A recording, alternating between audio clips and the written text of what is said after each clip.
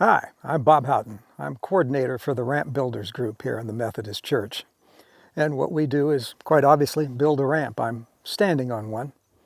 The Ramp Builders group works with another organization, which is the Center for Aging here in Jackson County. So our team rolls onto the site, gets out of our cars. A trailer will already be on the site loaded with just about every kind of building equipment that you might need, from a drill to a tape, to maybe a circular saw, and we go to work to build those ramps. When I first came to ramp building, I knew absolutely nothing about ramp building, but that was one of the opportunities that ramp building presented to me. It was an opportunity to learn. One of the things that we spend quite a bit of time with is driving a screw, and all of the equipment and material is all provided. That's about how hard that particular task happens to be, and we do a great deal of that.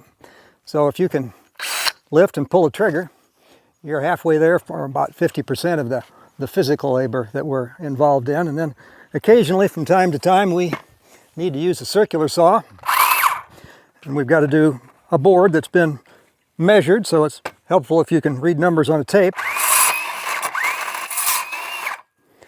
and cut a board. There's other equipment that's available on site that we use as well beyond those things, hammers and the occasional nail, but that's pretty seldom.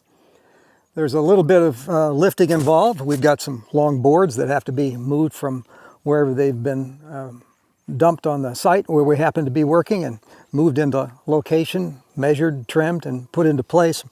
Underneath the ramp is an important part that you can't see, which is a platform, a series of long boards that these crossing deck boards are put on top of. You can see we've got a handrail, 2x4 here. It's been routed off a little bit. Some side rails so people with wheelchairs don't get their wheels running off the side of the ramp. We're concerned that the ramp happens to have a particular angle. But we've got a lot of people who've had a great deal of experience. So as a newcomer at the site, you're often just following along and helping out, and as you're helping out, you're learning. Ramps get built for all kinds of reasons.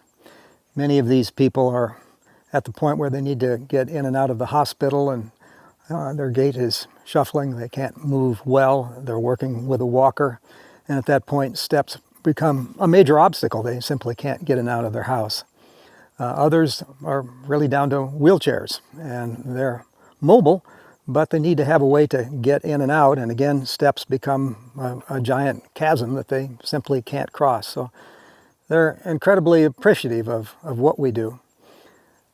I think it also needs to be said that we're incredibly appreciative of them. All of them have stories to tell that warm our hearts about their lives. We get to meet people. Sometimes we do work at a site where we don't meet the person because they're in the hospital and they simply can't come home until we've finished our ramp building work. So once again, we really need you to get involved. We need more people in our call list who can be a part of the helping hands here in the church to do God's work.